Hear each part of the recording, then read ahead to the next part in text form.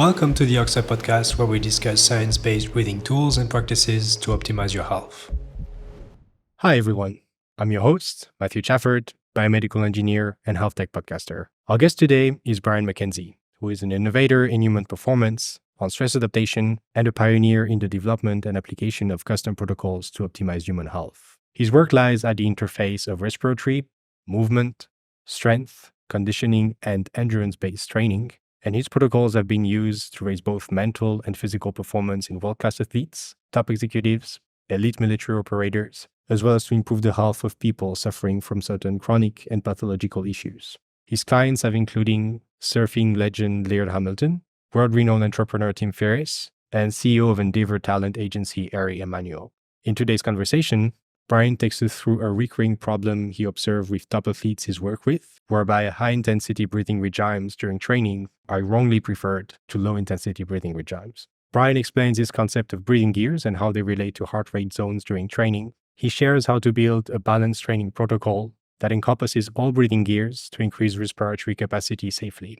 By the end of the episode, you will know how to approach breathing during exercising and the practices to adopt in your daily life to optimize your physical health. Before we jump right in, I'd like to add that this episode is brought to you by Oxa, the first breathing wearable with live biofeedback and your coach for enhanced sleep and stress relief. Oxa measures in real time your vitals, like your heart and respiratory rates, and creates personalized protocols for you to control stress and get better sleep. Head over to oxalife.com for more details on how Oxa can help you live a healthier life. And now, here's our conversation with Brian Mackenzie. So what is it, Brian, that elite athletes you work with get wrong about breathing? They don't address the problem, the underlying issue of that we're all basically dysfunctionally breathing due to the fact that we've never really looked at breathing as a dysfunctional issue. And at the Olympic level, we see even research that when there was actually research done on Olympians, the most reported medical issue are pulmonary or respiratory related issues in terms of exercise-induced asthma, breathlessness, shortness of breath, which lends itself into the deeper layers of why we actually breathe, because breathing is largely due to noise. We develop patterns out of the noise of our thinking. So how much noise is going on upstairs tends to dictate exactly how one is going to actually develop many of their breathing patterns. And that ends up showing itself up in what we do even when we work. Since most of when we're working out or moving is largely done at moderate or lower levels of intensity, we see that endurance athletes who spend the majority of their time there have very high levels of dysfunctional breathing patterns still at those levels. And when we have pulmonary related issues, largely what that does is it begins to change or alter the pH or acid balance base of what we're dealing with inside biochemistry, which means the kidneys then have to do extra work, etc. And it can become a bigger issue for many people. I was about to ask, like, if they don't know it, like, how do they realize it, basically, in terms of, physiological issues or body signals? By and large, they won't. Biology is a master of compensation. It's a balancing act, right? So if I overbreathe on one end for long enough, my kidneys work to alter that process, right? Or if I underbreathe, they work to alter that process. That doesn't mean it becomes equal. It just means the balancing act or the homeostatic place of what's going on now becomes a different compensated place. You can think of it in terms of like hydration as well, which breathing actually affects hydration as well. But if I'm dehydrated, I don't get to do certain things. There's certain trade-offs that start to happen, but I can still function, right, at a basic level of being dehydrated. At any rate, this compensation can limit performance in a lot of different ways, but we may just not be aware of it because we just don't understand. We don't have somebody or anybody actually addressing the issue. So is the athlete getting the adequate amount of oxygen they could be getting, or are they limiting themselves And is that changing how they're using energy based on how much availability or deliverability they have of oxygen as the source of, base of bioenergetics? How do you accompany them? How do you identify where the problem is coming from? What is the right thing for them to do in terms of breathing practices to optimize their performance? Because if they don't realize themselves, I guess part of your work is to put the finger where things are not well. Yeah, there's a number of very simple assessments that can be done. One, you go to the sports medicine community to begin with. They have an ample background. They go over in PT school, or when they go to medical school, they'll get a basic overview of the mechanics and movement of the rib cage, the diaphragm. And I say both of those because those move together. It's not just the diaphragm what we're talking about. It's actually thoracic mobility, all of that stuff, the intercostals working. So getting a basic understanding in mechanics of that, but then secondarily, and there's plenty of information on the internet, on YouTube, Vimeo, whatever source you want to go to on how to look at that. From there, the assessments come into understanding where my nervous system is at in terms of my breathing. So my breathing responds immediately to how my nervous system is acting. And so if I'm in a higher stress state, I'm going to breathe more frequently, typically. And if I do something like an exhale assessment where I'm sitting for a couple minutes and then I take a number of breaths just to calm down, and then I take a full breath and exhale as long as I can. We have an assessment on our website at shiftadapt.com/breathwork, where you can just walk through this process to get a basic snapshot of where you're at from a static position. Then from a moving position, there are two ways to understand this. One is you could do what we call a step assessment, which is you would stand up after being relaxed. Before standing up, you would take a few deep breaths after sitting for a couple minutes, and then you'd exhale your air, hold your breath, stand up, and walk as many steps as you can until you have a strong urge to breathe. Anything under 40 steps is going to be a problem that we're going to probably see once somebody starts to exercise, meaning they're going to begin to overbreathe. Now, if you've never done this test and you're doing more than, let's say, 70 steps, you're probably under breathing, right? So there's two different ways to understand that. But by and large, what we see is overbreathers. And then the other way of addressing this is if you do understand heart rate training and heart rate zone 2, if you need or feel the need to breathe through your mouth at heart rate zone 2 or below. What I've been able to see is that we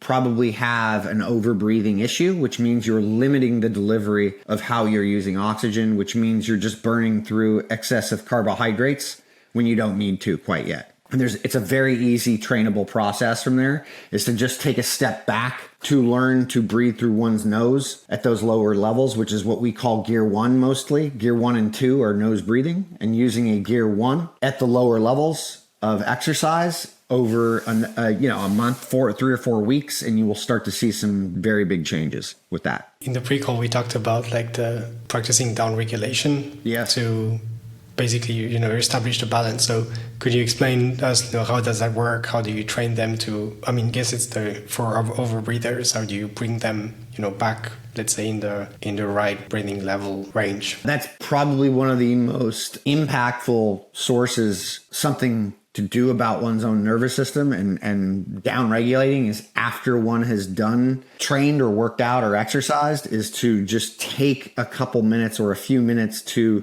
use a slower controlled breathing pattern to down regulate or downshift so that the nervous system does calm down a bit more.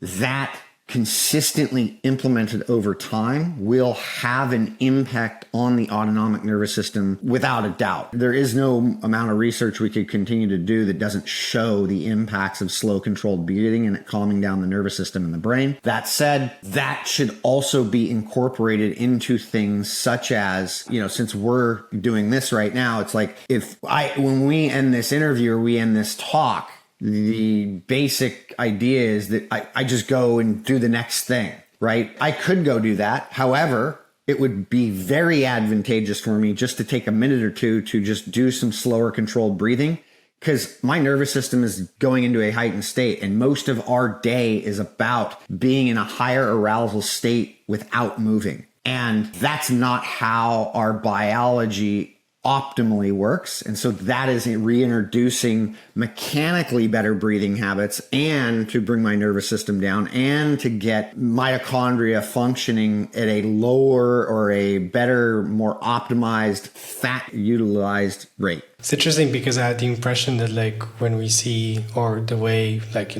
performance is presented to us is you always see this like very high intensity training, or, we're kind of like skewed to believe that, if to have, let's say, good breathing practices, you need to go to those very, extreme, eventually, over breathing patterns, which is actually something you're against. Well, pretty much. So that's interesting. Sort of. The interesting thing is that high intensity athletes tend to not have the breathing related dysfunction that we see with athletes that aren't doing a lot of high intensity work. So there's actually research that supports that. I actually picked up on this as well.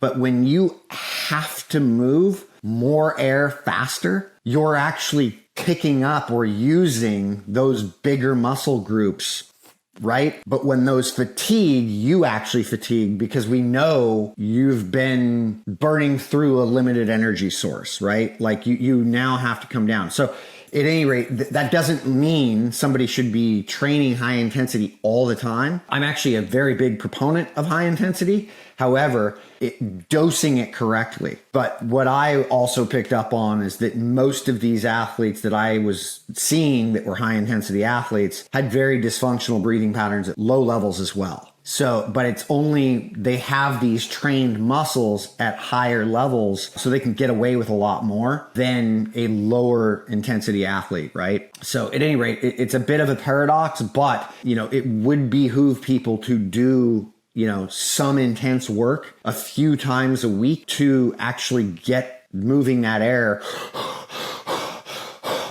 to almost get that out of breath, but get comfortable with that. Because what I've seen under, using a metabolic cart is that many athletes who just do a lot of the nasal breathing don't actually breathe fast enough. They don't actually have the ability to move air fast enough. So when we see them under a VO2 max test, they're very limited after about 30 breaths per minute, meaning they peter out, or they start to deteriorate at about 35, maybe even, they might touch 40 breaths a minute, but then it shuts off and they end the test. Whereas you will see high level endurance athletes who can actually, and when I say high level, these are endurance athletes who can hit very high intensities. They can go well into 45 breaths a minute for a couple minutes. And that is another skill set in and of itself, is the ability to move that air fast. But you've got to be able to develop that lower end of things as well. So it requires the whole side of things. So if we look at the other end of it that you just mentioned, so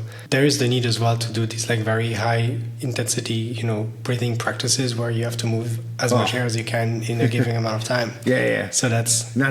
Yeah, well, those unfortunately don't have the impact that they think they're having. Many of the high intensity breathing practices where people are doing this without the work related to it, meaning they're not working out, they're just sitting there hyperventilating. That is where we start to see many dysfunctional breathing patterns get exacerbated even further. Because what people are doing is they're using a lot of the, and I keep going like this, but what I'm indicating is my neck muscles, so like my sternocleidomastoid, my scalenes, etc. All of these neck muscles which attach up to the neck, the base of the skull, etc., and then down to my thoracic region or my rib cage, all engage far too early with a lot of these folks. So they're doing stuff like this, which is ingraining really poor patterns into daily breathing, which is unnecessary, right? So if I'm not working and I don't have the metabolic need for moving lots of air, but I'm forcing air to move fast, I tend to default into very, very poor breathing patterns. So for our listeners out there who are not elite athletes, but occasionally do sports, or, a lot of it, but not at professional level, what advice would you give them in terms of breathing practices to optimize their performance at their level? Yeah. So the first thing I would say is that everybody should consider themselves an athlete, regardless of what they're doing. And that's just the unfortunate part of our modern living, is that we categorized ourselves as, there's this athlete population and there's this non-athlete. That is not what we should have. Biologically, we are moving machines. So we should all consider ourselves that. And so people who don't move or don't consider themselves athletes should start to train like an athlete. And so they should start moving more and doing that. And in that, what we should do, what my 2 cents is developing breathing patterns at these lower levels first. So walking more, shutting one's mouth, and using a deep breathing pattern of like a gear 1 that we have gone over, which is an equal in and out nose only breathing, which is greater than 4 seconds in length, meaning in and out. So it's 2 seconds in, 2 seconds out, or more than that. So 3 seconds in, 3 seconds out. The ability to do that at low levels of intensity will retrain the primary breathing muscles or the pulmonary muscles, and it will help physiologically, it'll help the chemistry at that lower level to deliver oxygen so that our circulatory system is delivering oxygen more effectively, and we're using that oxygen effectively. So we're creating an appropriate balance at those lower levels and spending the time there, then starting to increase those intensities so that we can actually begin to develop the fitness as we go with that. So essentially some base training, but applying it with breathing training, right? And then taking the time throughout our day when we're talking a lot and or we've gotten more stressed to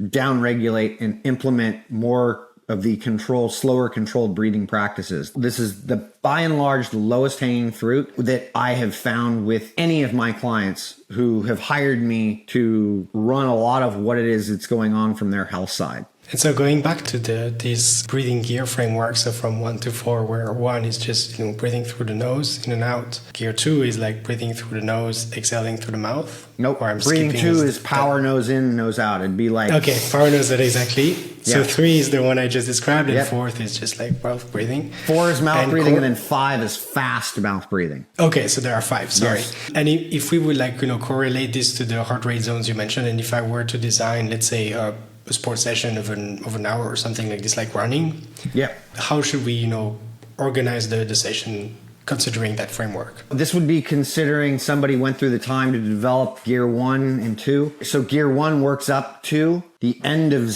heart rate zone 2. And then gear 2 can work up to heart rate zone 4. So the beginning of heart rate zone 4 from what I've seen. And this has some drifting with it, meaning it could bleed into that. However, most of our training should be in gears 1 and gear 2. Gear 2 is much more limited than gear 1. Gear 1 should be the predominance of what we're doing because most of what we're doing should be zone 0, zone 1, zone 2. That should be at least 80% of what we're doing. Then we can get into the, gear 2, which would be higher intensity, a little bit higher intensity work. From there, we're looking at heart rate zone 4. Heart rate zone 3 is kind of that zone nobody should really be playing in type of thing. But that's not to say you can't. But doing interval work, or if I was running, I would be doing a lot of my easier work under heart rate zone 2, so gear 1. Then I would be shooting to doing interval work at around heart rate zone 4 and breathing gear 4. So just starting to mouth breathe, but spending time around 4 minutes, working to about 4 minutes in that zone, and then really shutting that down and going easier under heart rate zone 2 for recovery between intervals with that. And then from time to time, touching heart rate zone 5 and breathing gear 5. So getting up to very maximum effort. People should be, once or twice a week, be going and doing maximal effort work for under 15 to 20 seconds. As soon as that ends, they would notice they would be going and breathing heavy and then bringing that back down and spending considerable time lower levels. getting back to nose breathing controlled. I see. And so in terms of with the athletes that you've worked and with which you implemented that protocol and that approach, can you give us a sense of the improvements they were able to make across different disciplines, example from what you've seen? Yeah, I'll give you an example. John Jones, who is the UFC heavyweight champion of the world, I came in, I've done some work with him. The response he had was, so MMA athletes do a lot of sparring coming when they get closer to an event. And so they'll do rounds or they'll do mini rounds with multiple different athletes. So the athlete who's going to fight will have a new fresh athlete that comes in every new round, and they'll just do multiple rounds like that so that they get more fatigued and that the other athletes are more fresh. Make sense? John noticed immediately in his sparring sessions that he was actually continuing to improve and that making the other athletes work harder, and they couldn't keep up with him because he was inevitably feeling like he just had more energy and he was perfectly fine because he had control of his breathing, and it was allowing him to feel or use energy more efficiently and effectively. He wasn't burning through energy on limited resources, which is an MMA athlete is a highly glycolytic athlete. So they're a highly anaerobic athlete. They have to have that ability to come up and down, up and down, up and down, and not fatigue. Much like hockey players, right? Unfortunately, many of the hockey players don't spend a lot of the time building up the height of what we would say their ceiling is, but they're always training up at the roof, right? They're on the roof, hitting very high intensity, but not building underneath. And so what I help a lot of these athletes do with the breathing is build up that ceiling to where it's right next to the roof, right? So they can go hit up here and then they can come right below that ceiling and they're perfectly fine. And for sports like, let's say, endurance running or these kind of things, what are some of the improvements you've seen out of curiosity? We'll see a lot of folks who just feel like they can go longer. They just feel like they have more in the tank. And that's just due to the fact that they're not jumping sooner into burning through sugar. So they're just not going in these linear energy pathways, for lack of a better term. They're sticking more in the complexity, like beta oxidation, et cetera. They're using oxygen more efficiently, right? They're not burning through sugar quicker. So they actually feel like they've got more energy to give. Awesome.